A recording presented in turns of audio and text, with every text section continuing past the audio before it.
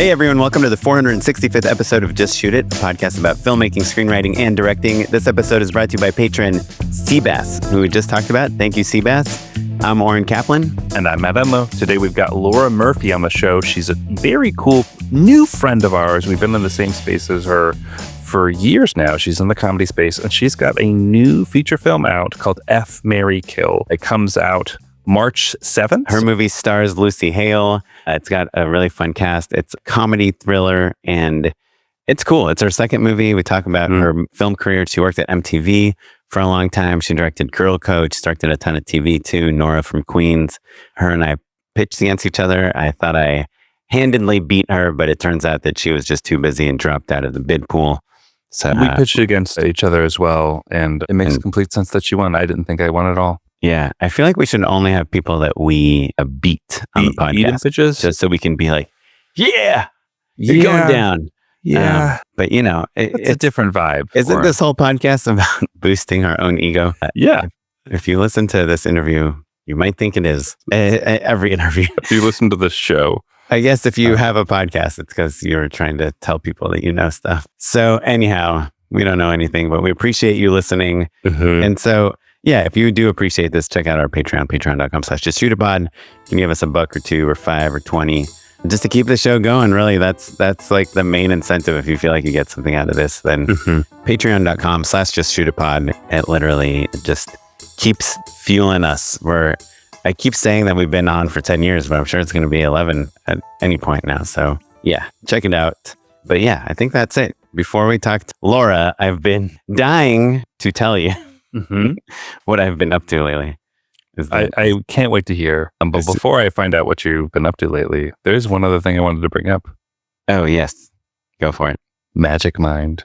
How's your Magic Mind journey going, Oren? It's going well. Yeah, unfortunately, it hasn't changed too much. It's just kind of been quite consistent where I use it before I need I'm down to my last bottle, and I'm hoping we get a shipment soon. What is going on? Send us that Magic Mind. But I'm very excited. And honestly, it has been working for me lately. I notice because I'm running low, I notice the days that I have it versus the days that I don't. And like the other day, I had one. I just had a lot of work to do. I just wanted to be in the zone. And I literally found myself kind of like dancing a little bit as I was like working, like just like in the zone, feeling it. And I was like, oh, this is 100% thanks to Magic Mind. If you're a bad dancer, Magic Mind will help you focus, make you feel better, help you dance. Yeah. Also, I feel like I'm always mentioning like the lion's mane and the ashwagandha just because those are like the ingredients that are stuck in my mind, and I keep forgetting the ceremonial grade matcha. And I was like, what the F is ceremonial grade?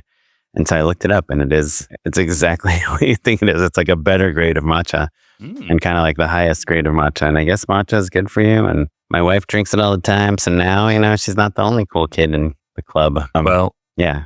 So yeah, people should check it out if you're interested. magicmind.com/shootit. That is how you can get it for 45% off, some huge discount.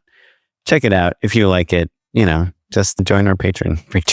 It is another way to support the show too. It's like, you know, sponsorships help us out, keep us going, even though mostly it's just we're in it for the Magic Mind. Yeah. Yep. But with all of that goodness out of the way, Oren, I'm dying to know, what have you been working on lately? So the reason I want to talk about it today is because I feel like I've been telling this little saga of this production I had on the podcast, and people have been reaching out to me. Give us the super fast clip notes. The super fast cliff notes is I was in Colombia and I had to pitch on this job. It was right after the LA fires, and it's supposed to take place in a tropical resort. And I was like, let's shoot it in LA. LA needs production. We have beaches. We have palm trees. We have resorts. This wasn't on the brief. They were thinking about Miami. They were thinking about South America. They were thinking about LA. Yeah. And so I got the job, and everyone's like, hey, you know why you got the job? Because everyone's like, yeah, we should help LA. We should come out there. LA is great. You know, and we have obviously the best cast, all that stuff.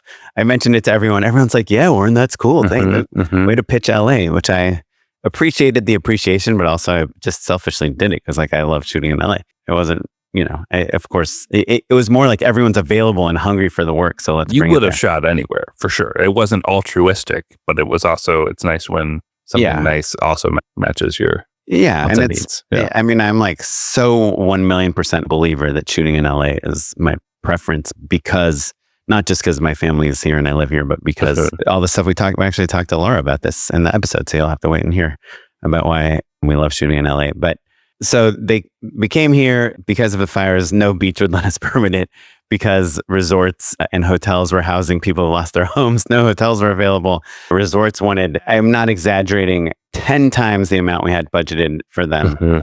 And it was really hard. And everyone's like, Oren, why'd you bring us to LA? This is the worst place to shoot this. Anyhow, we found a resort. We found a beach. We got over all the humps. We had found amazing cast, of course. And I was like, this is why we came to LA. It's just the cast. We got 19 cast members. They're all freaking awesome. We got amazing DP, amazing production designer, amazing crew. It's going to be... It's all coming together. It's all coming together perfectly. It's all... Yes, we got over the rough spot. The agency flies out, whatever. Everyone flies out. We have the PPM, and then freaking the news is like, flood alert, atmospheric river coming to a beach near you. And this is not an exaggeration. Up until this point, we had in total... like 3% of the usual rain we usually have. Rain, a half an inch of rain total, and then all of it just came down. So we're like, well, it's the production company.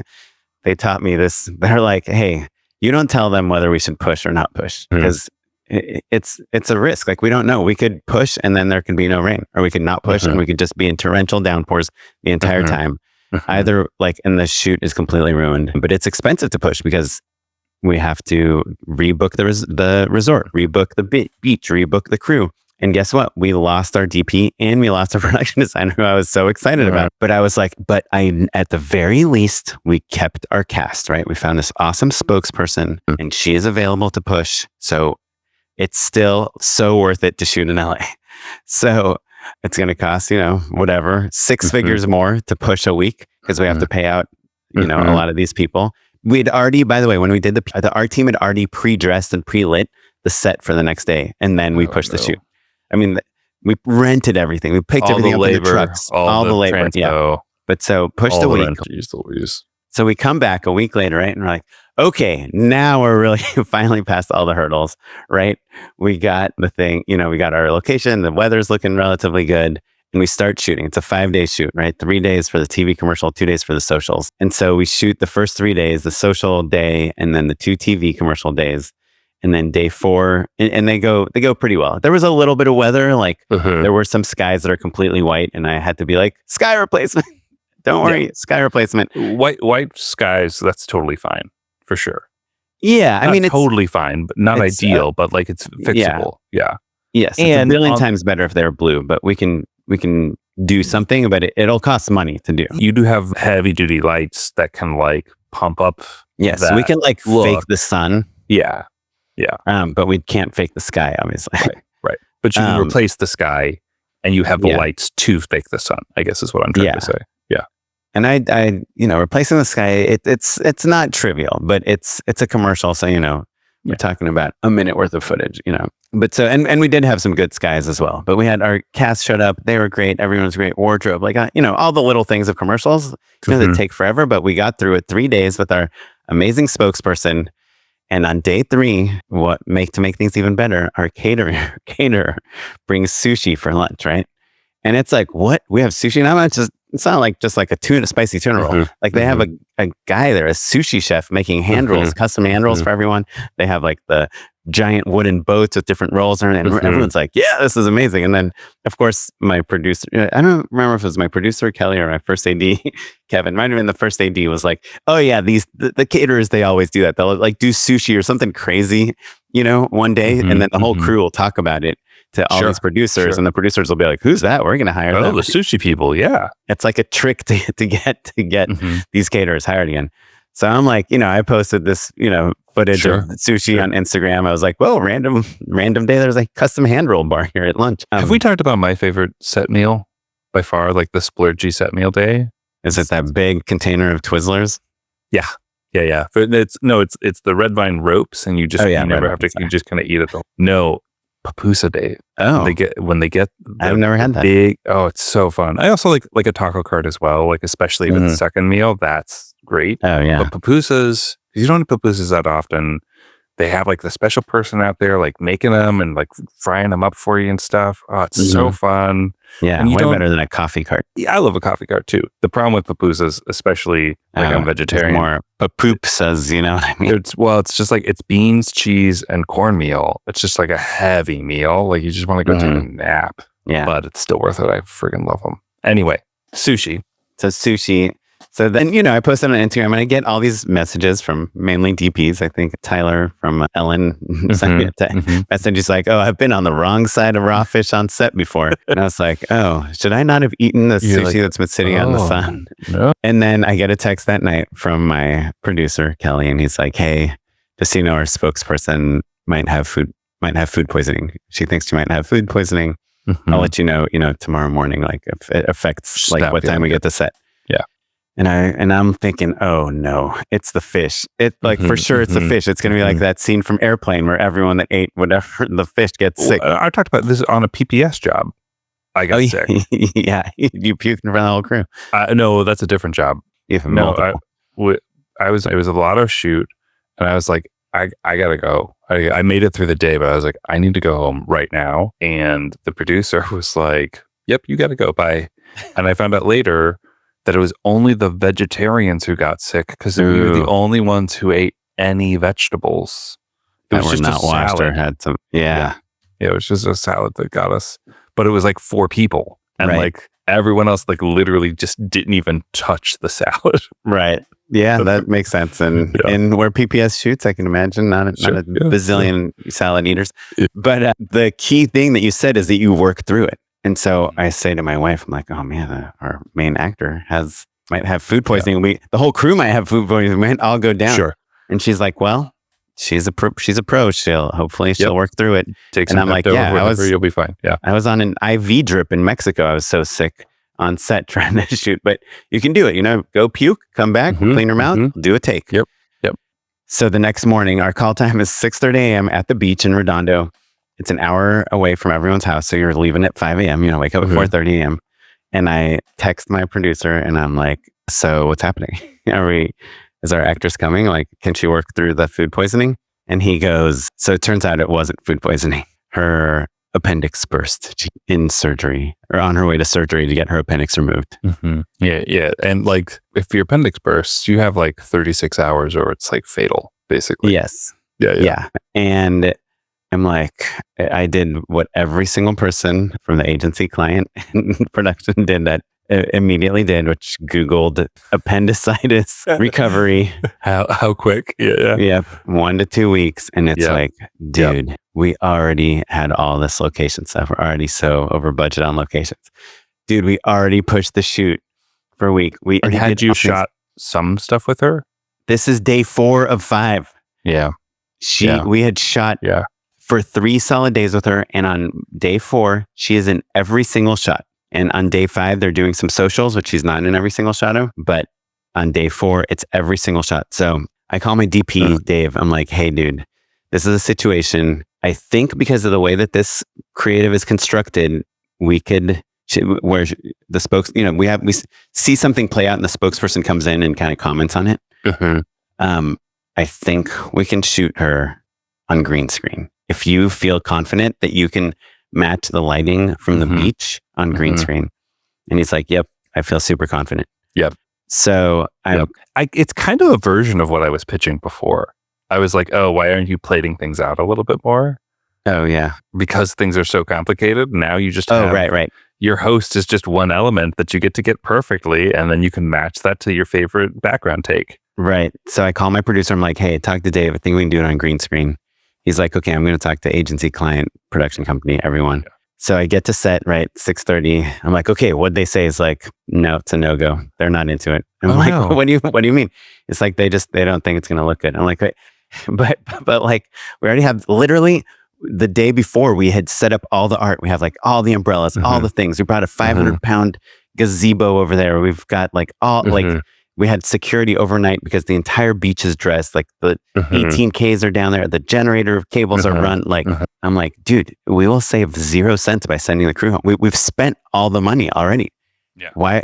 They don't want to shoot it. He's like, no, they just don't think it's going to look good. And I was like, you get that agency, you get that client to set right now. I need to pitch it to them. Like none of this like telling people some ideas and they randomly spout it off in a meeting and then everyone's like, nah. Sure. Because it's the game of telephone, right? Like, well, like you're like, I know it'll work can become like, we were thinking about maybe, what do you think of? Yeah, green screen. They'll be like, well, can you guarantee it's going to look good? And they're like, well, we can't guarantee. And they're like, what? No, So they show up. In the meantime, I go with the DP. I shoot all the setups. There's 4 shots total that we need to get, right? They're all complicated a little bit, but 3 of the 4 feature our spokesperson just kind of in front of the background. One of them, she's kind of tucked in between people. And it's a little more complicated, which is that one is like the more VFXy one where you really have to divide a shot. Right? Yeah. But so I go with my DP.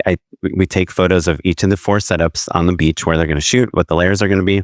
I pull all the stills from the past 3 days that show how we've been framing our spokesperson and how she could be separated from the background.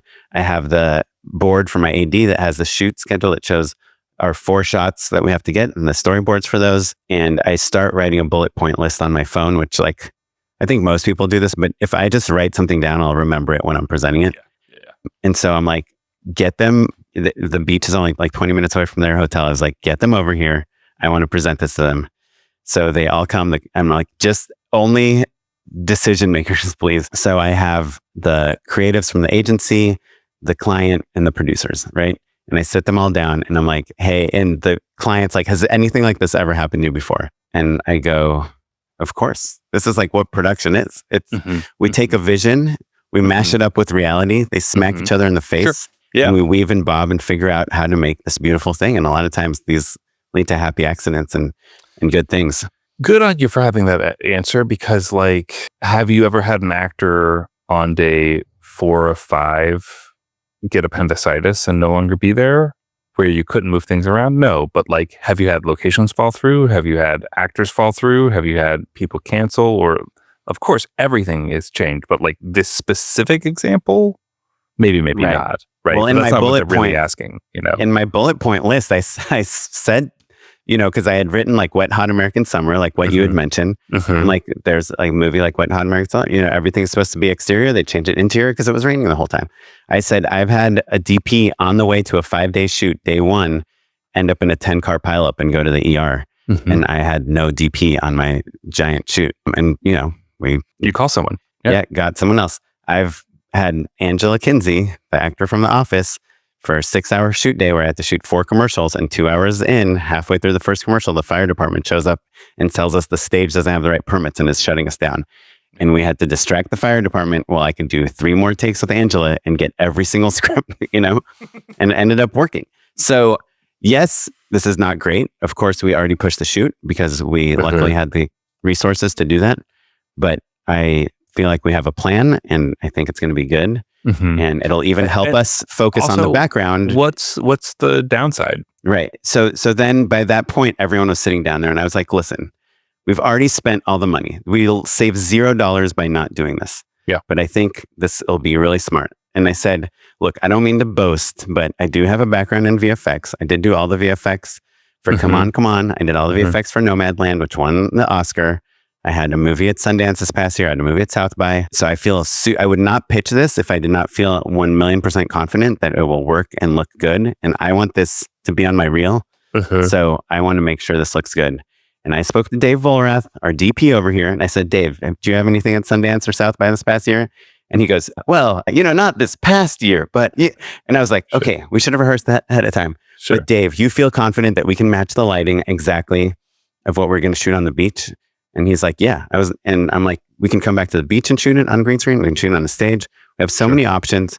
This actually can help us because we can choreograph the background perfectly, not worry about the performance, not worry about the wardrobe, not worry about the hair. How your podcast host had suggested that would be the right way to do it in the first place. Oh, of course. We talked about that all day. Yeah, sorry, I didn't mean to stew you. Yeah. And I said, and on the bonus side, all the social stuff that we were going to shoot tomorrow, we can shoot today because they had like a separate unit shooting social stuff. You're wrapping a day early? Yeah. So I'm like, let's take all the social stuff. I'm like, we don't need you to like micromanage performances because there is no, it's like these really small things. We're going to set up a shot for an hour. You're going to be shooting social the whole time. And then you come back and we'll show you the back plate. We'll do a take. We found one of our our background actors with some extras. was the exact same size, same hair color, same complexion as our lead. We're going to put her in the outfit. We're going to shoot reference plates. We're going to remove her. We're going to shoot background plates. And for the one complicated shot where she's sandwiched in between, we'll put a green screen in front of the foreground elements. We'll shoot our stand-in. We'll shoot the background. We'll separate into plates. And then this week, I'm going to shoot myself on blue screen, insert myself into every shot and show you exactly how it's going to work. We're recording camera height, lens height, all the things. It's going to be awesome. And we're going to get to focus on the art direction and background today. And we'll focus on the performance in 1 to 2 weeks, which is what we all know is how long it takes to recover from appendicitis. And you're going to save a day. You don't have to come back tomorrow and shoot socials because you're going to get all of those today too. And you can use our stand-in because the socials for that use the actor only needed her from the neck down. It's like TikToks perfect. And her holding the phone and things like that. Yeah. So the client was like, and this is like the CMO of the company. And she's like, well, yeah, it sounds like a pretty good plan. And then the agency people were like, oh, yeah, we had no idea Oren had a VFX background. Yeah, okay, now we feel better about this. And then we shot all day. And when we came to the final shot, the fourth setup is like kind of the widest shot where it's supposed to be this like epic sun. We saved it to the end of the day, magic hour, sun-kissed shot of like this. It's kind of like product shot, like big background. Everyone's working. We set it up, and it is just, there's this thing called the marine layer that everyone that lives at the beach talks about. I don't know much about it, but it is just pure white. The sky is pure cloud. It's like, when you're like in the mountains driving, you can see 3 feet in front of you. That's what it looked like. We're on the beach. It's supposed to be the brightest, most iconic, like tropical vacation vibe shot. And they're like, okay, so Oren, we can replace the sky. And I'm like, yeah, I mean, this whole thing is just fog central. And I'm like angry because no grip is coming over to me and saying like, oh, I got this weather app that's telling me it's going to be okay. Sure. Like, and they always do. The gaffers always have some cloud. Oh, like this cloud's going to move here. No, marine layer. Yeah, and I'm like, when is this going to end? All you beach people, when will this end? And everyone's like, we don't know. And my producer's like, dude, we got to go. We can't go into overtime. We got to wrap. We have to wrap at 5:30, and it's like 5 o'clock. And I'm like, let's do another take. And I'm just burning time because I'm like, if I get one, like if there's 1% chance this marine layer will clear up, I'll take it. Another take. And then at like 5:17, like 13 minutes before we have to wrap, like the marine layer starts opening up. The sun comes. It's like God rays. And everyone's like, whoa, this is beautiful. And we shoot. It was worth it. Yeah. We shoot our back plates and then we all went and had some beers. But now we still have to pick up one more day. So my shoot is not over yet, but one more day on a green screen with our actor. Yeah, you can zhuzh it though. You get all that time to do put in the performance exactly, retime things exactly how you have it all. It's kind of a great way of shooting it, honestly. It's kind of like you're shooting Sin City or something, Yeah. I mean, we will need like this kind of A-list. Like we'll need really good VFX because, like how they took Tig Notaro and stuck her in Dawn of the Dead or whatever. Yeah, like we've all seen bad green screen. So this needs to be good green screen. Screen. Yeah. But I guess kind of like my big takeaway and why I wanted to tell the story on the podcast because people have been asking me about it, but also we haven't talked about this for a little bit, but sometimes as a director, when the shit is hitting the fan and you just want to be like, this sucks. Like you have to be the person that's like, hey, this is going to work out. Here's the plan. And this is what we're going to do. And you just have to be like, you have to instill confidence in everyone else, even when you just want to crumple on the ground and like give up. Yeah. It's tricky because like it wouldn't have been your fault if you just pushed or whatever, or frankly, maybe they would have scrapped some stuff or, they would have been like, hey, how can we salvage this or that? But you having a clear plan of like, this is the way forward. This is how we deal with this is the job, Yeah. And I think you're lucky that like people had already called it so that no one was in your face. We're like, hey, Oren, what should we do? What should we do? What should we do? It was a foregone conclusion. And so there's a little bit of space for you to like breathe and say, okay, no, there is a way forward. Let me articulate how we're going to pull it off, But I was so defeated that one moment where they're like, no. And I was like, you just gotta let me do the Hail Mary. Yeah. I don't know how I would have responded in that circumstance. I think being like, no, get them all over here was the right move. I mean, for what it's worth, they were going to come anyway to see if they could do any social stuff, Sure. Yeah. And just kind of scrap the TV shoot. But I was like, dude, the TV shoot is where The social stuff, you don't have the 18Ks. You don't have the like 100-person crew. It's small. Yeah. And we already brought all the people there. So anyhow, so that's it. We'll see. Now I will edit this week, and hopefully, I was texting with the actress today. I was like, "So, how's the appendix?" Yeah. Yeah. Well, do you have a air date? Like, do you know when they're? I mean, this was due like last week. We're so behind, but I think they'll just they have a convention next week that they really wanted to show the cut, the rough cut for, but that's not going to happen. Yeah, we'll show stills from days 1 through 3. But anyhow, cool, man. Well, kudos. I can't wait to see it. Thanks. And without any further delay, let's get into our conversation with Laura Murphy. I heard officially, I read somewhere that you're the best Laura ever. Yeah, self-proclaimed. Well, I do, I own bestlauraever.com and all the socials under that. bestlauraever.com. But it started because... It's an adult film site. Oh. No, I'm just kidding. Oh, God. Because I also own murfdiver.com and I haven't done anything with that. There's nothing there. But bestlauraever.com nothing loads up when I go to it. I think it's like, I think you don't put the HTTP. I forget. I'll send you the link. Anyway, it works. You got a really good deal on that though. Yeah. But it started because when I incorporated at some point, like you're supposed to do, and I couldn't think of a Tell company our listeners why you're supposed to incorporate. Yeah. I mean, because my accountant told me to. I guess because I get paid as a corporation and then I pay myself through a payroll company because it's as a loan out. Getting even more in the weeds. Keep more of your money. Yeah, you get to keep more of your money, and it's easier paperwork wise to get paid as a incorporated. So for jobs when you're freelance. So I incorporated a long time ago, and I want to say like 2008 or 2009, and my account was like, "What do you want to name your company?" And I was like, I don't know, like the best company ever. And he laughed, and then he looked, and nobody owned it. It was totally available. So I've been Best Company Ever Inc. for years and years and years. Wait, your company is called Best Company Ever. Yeah, and it's on like my Amex business card, and it gets me upgraded at so many places because they're like, "This is your company," and I'm like, "Yeah, but it's just me. It's truly the best company ever." So then when it came to like social media, I was like, well, I'll just stick with this ridiculous branding. And so that's how Best Laura Ever, which was also available. That's like insane. Nobody has the guts to do it. That's like making a word processor and calling it Word. No one would ever do that. Well, if you just tell us your mother's maiden name, I think you could probably... That's all my information. We could just wrap it up. How's your credit score? Yep. It was not bad before until I bought a house. Podcast. Yeah, sure. Yeah. Oh, yeah. Well, Laura, we're really excited to have you on. Off the mic, we were deconstructing all of our shared history, so I'm sure it's going to get convoluted and nerdy about the LA comedy scene very soon, very quickly. So before we get into that messiness, tell us just the log line, just the pitch for F, Marry, Kill, your new film. I mean, it's kind of one of these cool cross-genre movies that are happening. So it's like a thriller and a comedy, which is like the best way to get comedies made now. Dramedy. Maybe the only way. Very familiar. Yeah, a kriller. And it's basically like a girl, a girl's entering and embarking on a new phase of her life after a relationship that ended, and she's finally putting herself out there and trying new things and dating, and it just happens to coincide with a serial killer who's seemingly killing through dating apps, finding his victims through dating apps.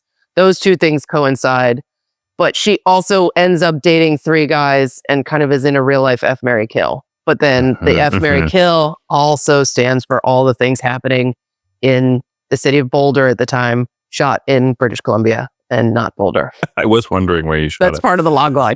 Yeah, that's so good because honestly, it's like if you just the pure like rom-com of it all, just like, oh, I'm dating 3 guys, which one do I marry, which one do I fuck, which one do I quote unquote kill, is really fun, even without the thriller element. And also the flip side is true, like just a pure like serial killer like through dating apps is pretty fun as well. But like you merge them together and look out.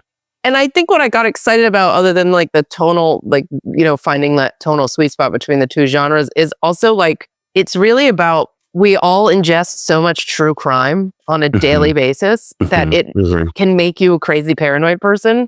But also online dating is legitimately risky. So it's like, how do you find that? Is this me being paranoid because I watched hours of Dateline and docuseries and fell asleep listening to a murder podcast, and how much of this is like, am I legit at risk? Because both things are real. What's really interesting to us, the plot sounds amazing. Mhm. But we'd rather hear the plot of how you got this job. This is your Yeah. second feature, right? It is. It's the second one. It's the first theatrical release, Mhm. but second feature. Because your first one was a Comedy Central film. It was exactly. Yep. Straight for to Comedy Central. DVD. Yeah, it was on Comedy Central exclusively for like a year, and then it went to streamers after that. It came out on Halloween, like 2023, I think. Cursed Friends. Cool. And both your films have like crazy casts. Yeah. Awesome cast. Yeah. Yeah. So lucky in that aspect. And also, Cursed Friends was great because it was truly like an ensemble comedy, and that cast had great chemistry and everybody got along so well, and it was like truly a joy to make and very funny. And I knew Nicole from, like, I've worked with Nicole since we worked on Girl Code at MTV back in the day. So it was like nice to work with her again. And much like you guys, that's like I have these relationships in the comedy world from so many years of being in comedy. So it's like nice to be able to call in those contacts. And I forgot you worked on Girl Code.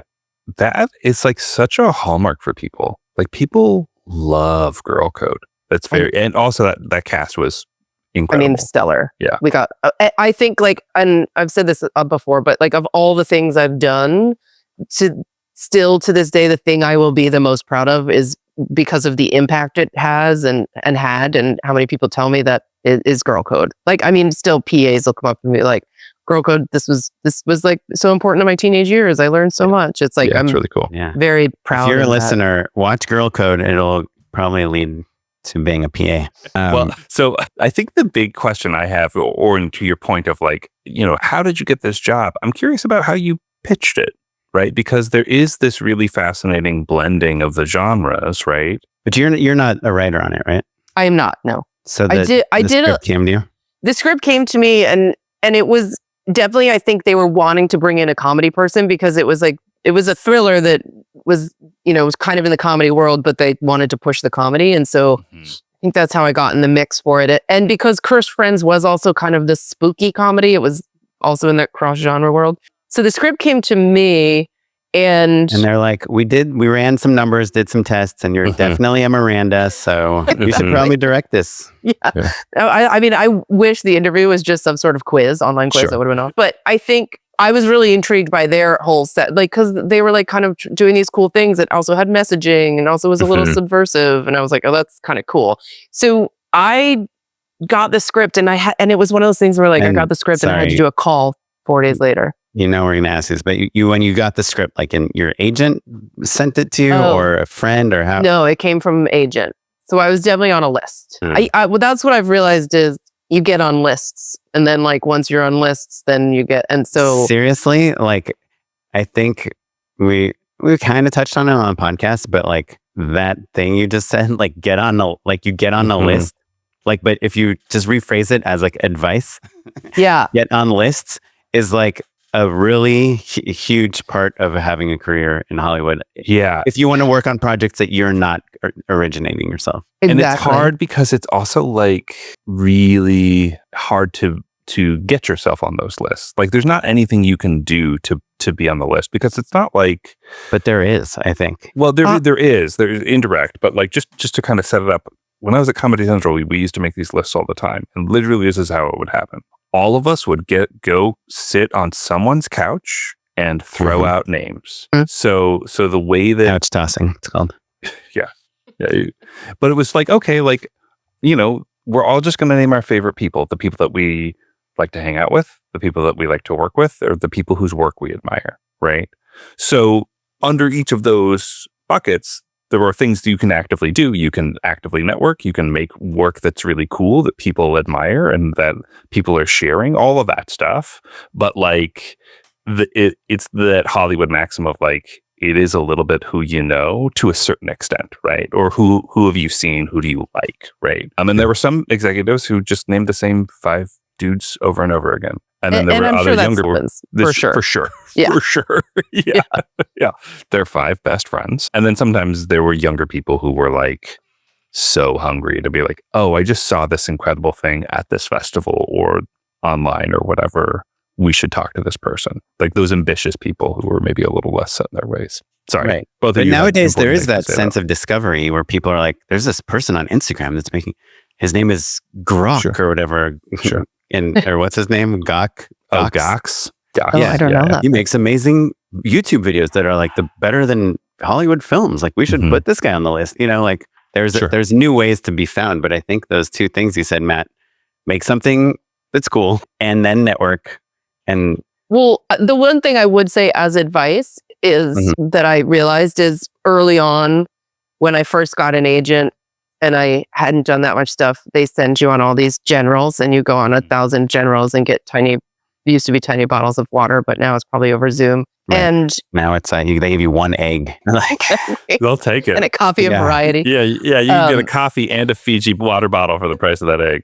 yeah, trade this egg up Trade this to egg a in. feature film budget. yeah. But I went on all those and really went in on them. Like Hard. Yeah. Interesting. I just I wasn't doing it knowing I would end up on a list. I was just everything I do. I'm like, I'm going to kill this room. I'm going to be the, like, I just did it like 200%, all of them. And I think, and some of those people still remember me. And I do think that helps you get on some of those lists. You got to kind Most of people- do, but Yeah, sorry to interrupt, but most people I feel like go on that tour a little too early. Like I definitely, yeah. when I got my first real manager, he set me up with all these meetings and they're like, so what are you working on? I'm like, yeah, whatever you tell me you want me to work on, you know? Exactly.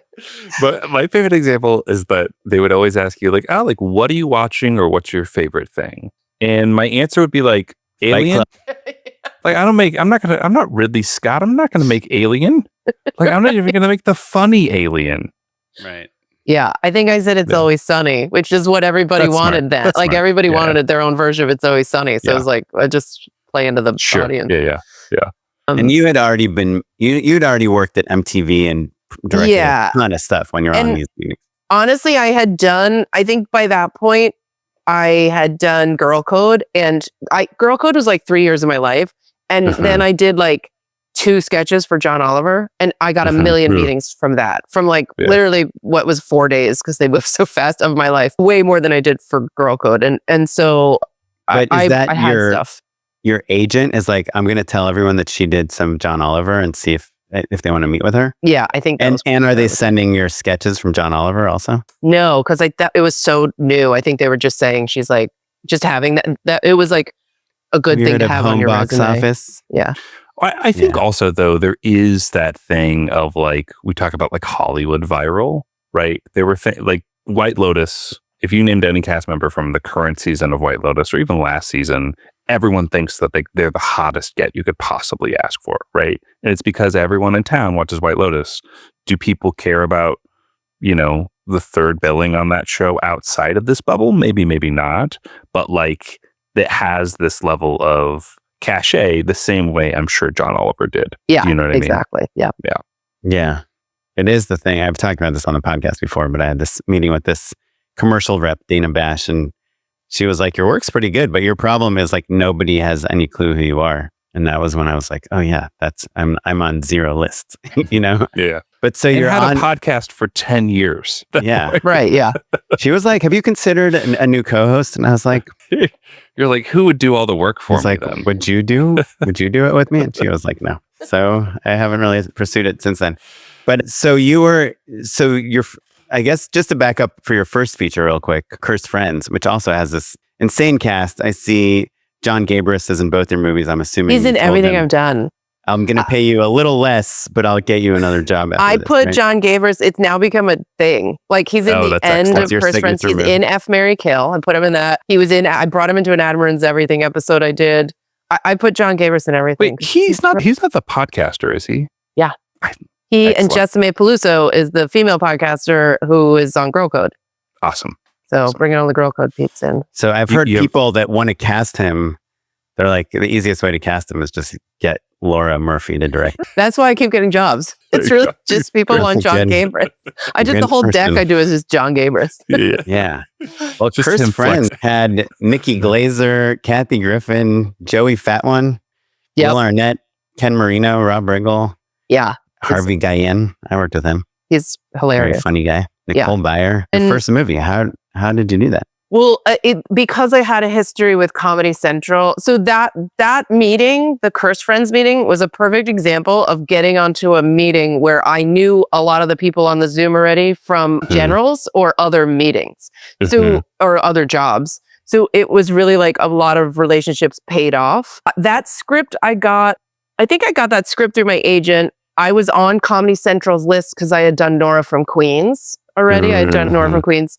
I think they really were looking for a female director, so it was like a smaller list. It was just female directors, and so Are the writers? So I noticed they both have the same last name. Yeah, they're brothers. The Eisenbergs. The Eisenberg.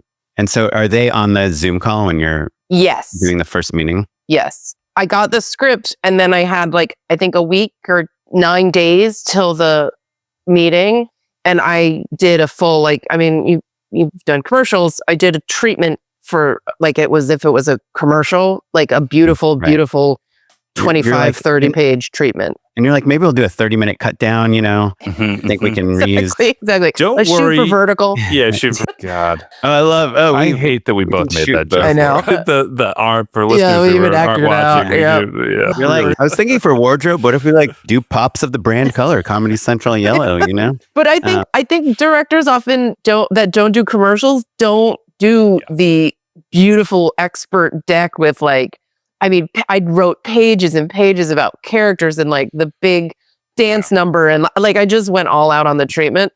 And then do you work with treatment designers or anyone? I do. Yeah. I do all my own writing, but I work with treatment designers to help. And like, I do a lot I'll do just myself, but then I'll have somebody help me lay out. Yeah. Did you, for this feature film treatment, did you bring someone on? Yes. I guess I'm curious if you invested some of your own money to. I did because it was such a short turnaround. So I kind of knew going in, they were like, it's real quick. It's like 9 days. So whatever you can throw together. And so then I was like, oh, okay, opportunity to over deliver. Sure. It's worth it for me to pay somebody to help me turn around a faster layout because it'll just take me so long to do. So I did all the writing. I pulled a bunch of visuals, but then I let him help me. Like as I was like finishing the writing, he was doing the layout. So then when we got on the call and we started talking and we kind of hit it off, and the script was so good. Also, it helped because I loved the script. It was funny and it was really well done. It was like, it didn't even really need like a director's pass. It was in such a good script. Is there a reason why it wasn't a theatrical film? Like at that moment, did they already know that? Yes, I guess because it was always, I think Comedy Central was the one financing it, and their film division had this like rollout plan of how many films they were doing based on holidays. All of them were kind of holiday associations, and this was Halloween. This was their Halloween movie. I feel like there's a few companies out there, maybe not doing it anymore, but like Hulu and MGM, I want to say, like where they kind of have these moves of like something like it's a certain budget and it's a certain rollout.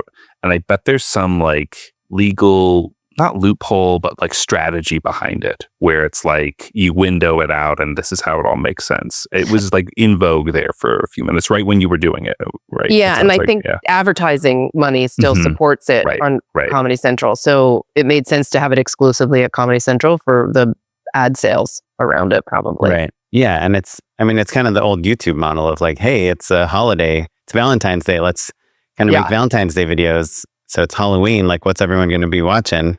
Oh, there's a new Halloween movie on Comedy Central that we can all watch together. In news, they call that a peg. When I was I did like a show at Detention, and they would call it a peg. And I've said that in front of other comedy writers, and I always get also roasted a sex for thing. Yeah. It sounds like some sort of I think it is a sex thing. Yeah.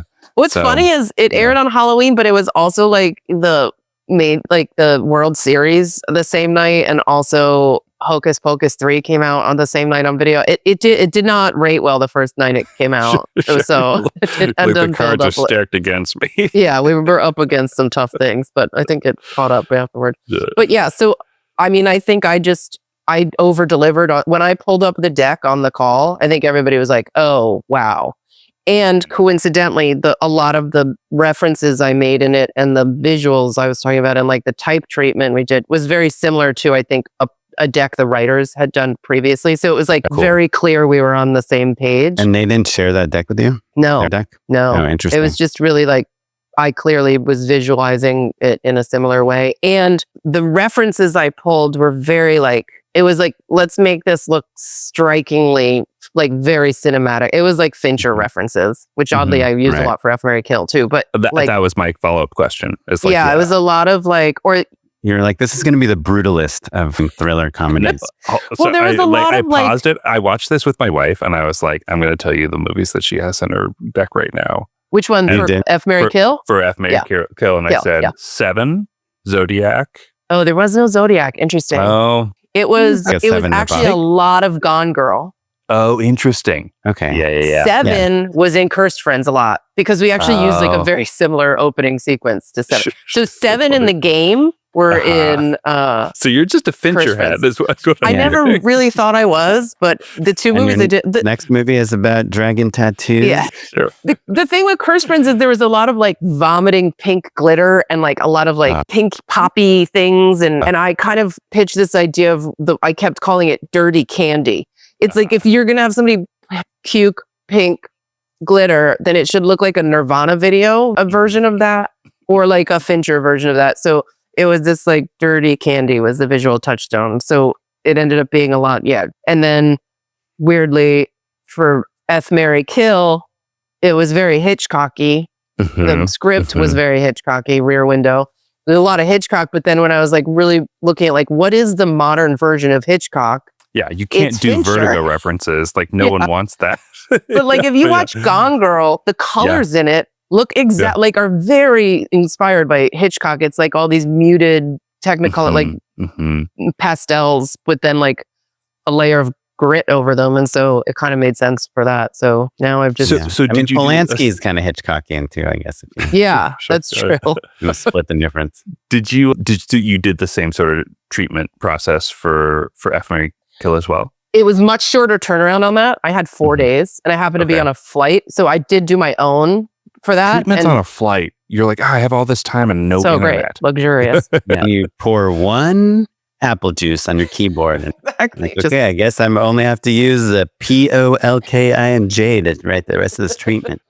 Wait, sorry. Before we get to the second one, do you obviously in the commercial world, we oftentimes ask if we're up against other people, and we're like, oh, it's a triple bid, and you're up against Laura Murphy and Matt Emma, and I'm like, Oren does that. I never want to do that. I don't either. I never want to know. The EP will often tell me, and I'm like, all that does is get me in my head. So did you know how many people you're up against? Like, do you care about like when you go all out on this pitch? I have no idea. I never, and you never, even to this day, you don't know who you're up against. No, there's there was another movie that I went all in on and did this massive pitch that I did most of the layout myself. I brought somebody in to help at the end, and it took over a very long time in my life. It was real intense, and I didn't get it. And which was fine. Like the person they went with should have gotten it, and it was great. But that's the only time I knew who I was up against because they beat me. And then I didn't know that I beat Matt for a job. He just told me that. Oh, which job? Now we're talking. Now we're talking. It was a Go 90 show. Oh, yeah. Which I remember seeing him leave as I was going into the final interview. Yeah. And I was looking at his sneakers because I feel like that was a good way if I could tell if he liked sports or not. Oh, sure. It's probably New Balance or Vans. A tell either way. Yeah. I was like wearing Jordan 1 Chicago's. Yeah. That's the movie. Of course. Yeah, of course. You're wearing a jersey. Yeah, you had the backwards hat on, right? I'm sure I did. No, I meant Laura. Oh, sure. No, yeah, no, sideways. Oh, so I don't know who to this day. I don't know who else was. Oh, I always ask people like why, if I know I was up against other people, I try to like find out like why they picked me. And usually it's like you were the least expensive. They told me that they picked me because the call was great. Luke, who was the producer, and I got along fantastically. A lot of the Comedy Central people who knew me already were on it. And because I had done such a extensive treatment, my vision was very clear and it aligned with the writers. So it was truly just like, it worked out because we were all on the same page. Yeah.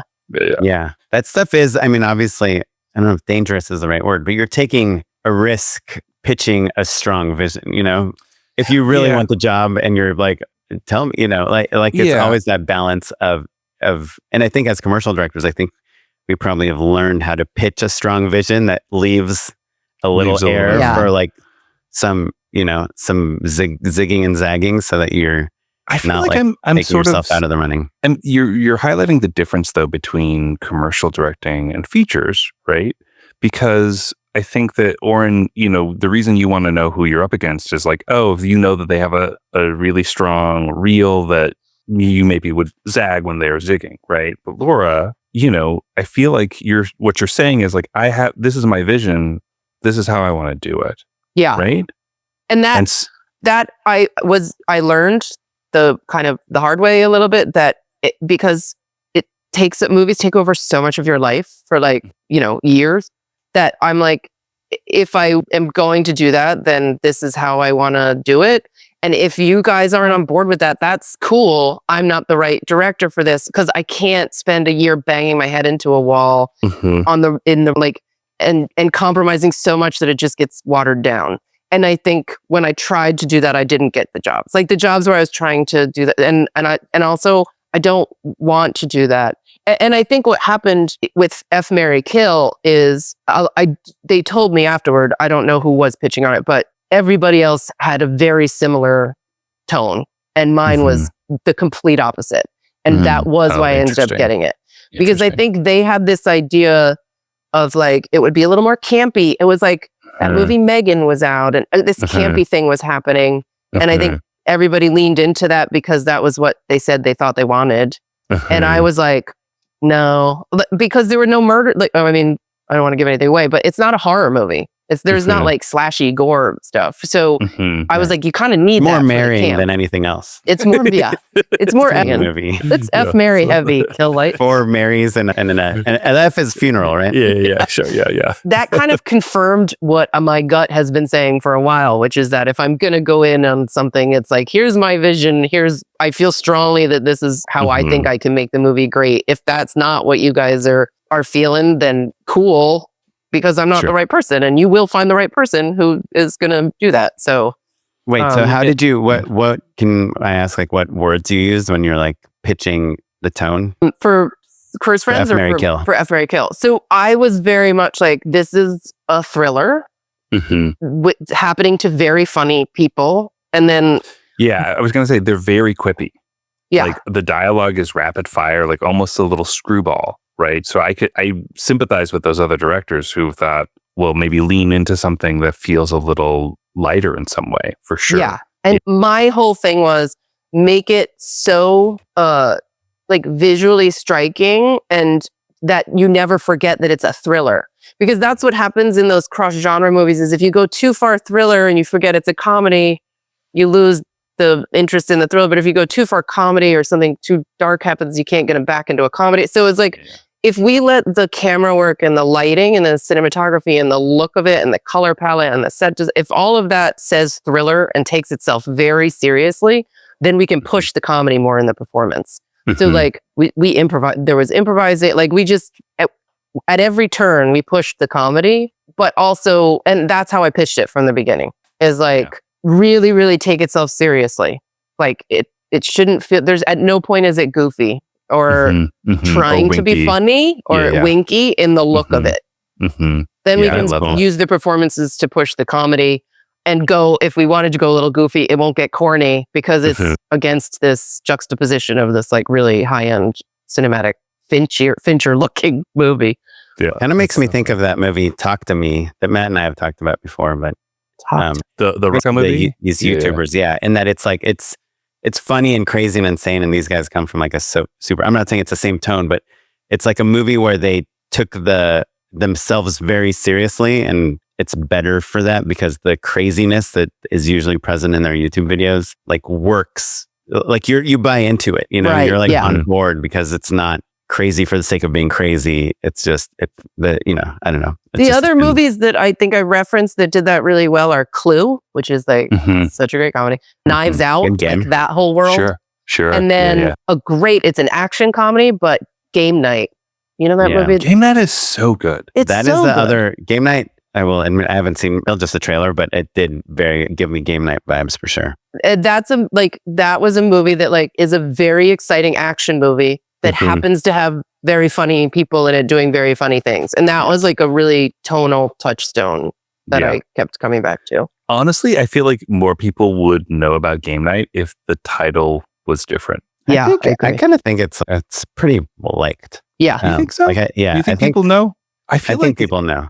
Good. I hope so. I feel I think it's held to catch on, but maybe it's got a cult following now. Well, so fingers crossed, those guys all have great careers ahead of them. Yeah. They all do. Okay. Laura, I'm curious, after this pitch, had you done work that matched your pitch stylistically? Could you say, and also, here are 3 things that are like hard-boiled, thrillers to point to? Well, no, but Cursed Friends was a good cross-genre calling card. And that did come up in the treatment. Like, this was a spooky, poppy-colored, fun movie that also didn't look how people expected it to and came out very funny and looked like it costs way more than it did. And that's so I had a proven track record of making things look more expensive than what the budget we actually had for them. And so I think that worked in my favor. Got it. So even though it wasn't a 1-to-1, that's great. Yeah. Cursed Friends was when they took a shot on me. That was I had nothing to show them that I could do what I was saying in the treatment for Cursed Friends. And they took a real leap of faith and I got lucky and then I delivered. So can I ask you, when you, with Cursed Friends, and then maybe this transfers over to F, Marry, Kill too, when they're taking a chance on you and you're like, hey, it's going to be this super cinematic thing, but everything you've done in the past is a little more like kind of sketchy or, whatever is a little more. Yeah, like short form or also, TV. Credit where it's due, you had real working relationships with a lot of people on that team. So it was a lot, you'd earned that trust. Yes. Do you know what I mean? Nora from Queens helped that massively. The fact that I'd done 2 seasons or 1 season of Awkwafina as Nora from Queens at that point and was brought into that show by Nora because of Girl Code, that helped. Like the Comedy Central people knew me and so I was vetted. Sure. Right. But obviously you could work with the crew and stuff, but do you try to bring like the DP that has shot the Fincher type movie? Like, do you try to show them that the rest of the crew has a deep experience in this thing that you're pitching? I did. I worked with the same DP on Cursed Friends who also did F, Marry, Kill, Jonathan Hall, who I had a relationship with from, he did like one of the first, like a YouTube series I did a long time ago. We met doing that. And then we've done some stuff throughout, like kind of worked with each other. But he's not a comedy guy. Usually he is a thriller action, like big action guy, which helped. So it was like, okay, I don't have a reel that show, like I don't have significant work of like thriller or action stuff or car crashes or stunts, which there were a lot of stunts in Cursed Friends. But this DP that I work with, who's very fast and very production friendly and great, that's all he does.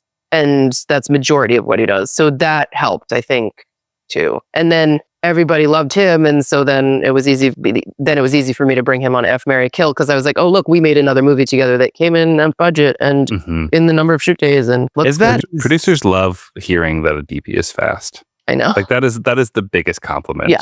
And has good relationships at camera houses. Like that like helps massively. This is a really stupid question, but as someone who's made 2 features, that the first one is, I guess we would call it a studio film, right? The Comedy Central one. Yeah.